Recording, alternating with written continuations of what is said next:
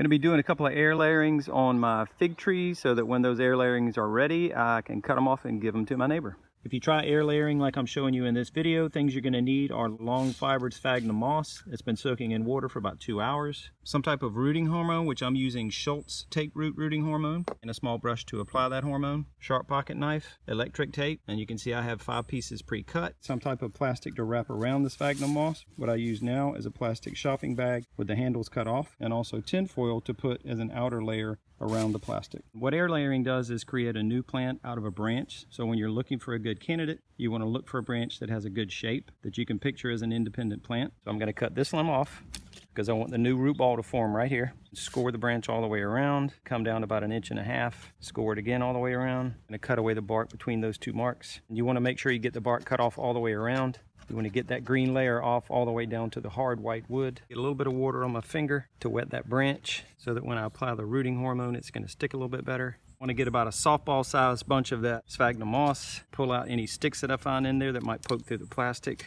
Squeeze the excess water out. I'll break it apart in the middle, form a channel, and wrap it around that spot where I wounded the plant. I'm going to take the plastic, wrap that around the moss, not letting the moss slide down the branch off of that mark. Get that plastic wrapped around nice and tight. Here's where it comes in handy having that tape pre-cut. I'm gonna wrap that tape around in the same direction that I was wrapping the plastic. And get it nice and tight right here in the middle also. And get another piece of that tape to keep that from coming unwrapped. And I wanna get it really tight up top so that that plastic's right against the branch. Put the tape about halfway on the plastic and halfway on the branch. And again, I wanna wrap the tape in the same direction I was wrapping the plastic. And here at the end, I'm gonna bend over a corner of that tape. That'll make it easier in a few months. When I go to take this off, I can find the start of the tape easily to unwrap it. Now it's time to put on the foil.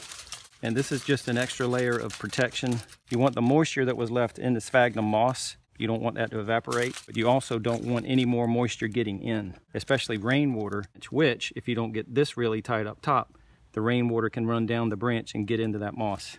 And if that happens, if too much water gets in here, that can cause your air layering to fail, based on my experience.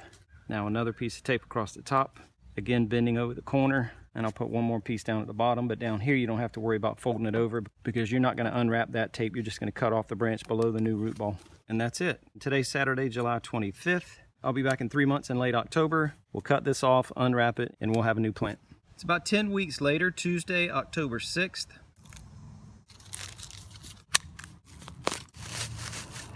We do have roots.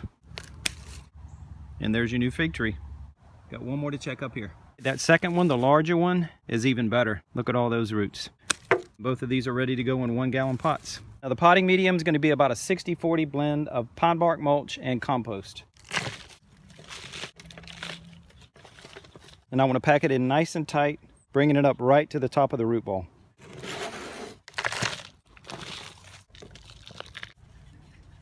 That's it for the 2 figs. Now I want to pot this azalea, which this was my first time air layering an azalea, and I would call it a moderate success. You can see I have some roots up top, and I did it exactly the same way that I did the fig.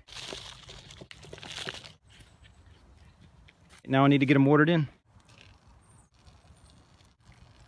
I'm keeping the azalea. 2 figs are going to my neighbor like I mentioned earlier, and they should all do well.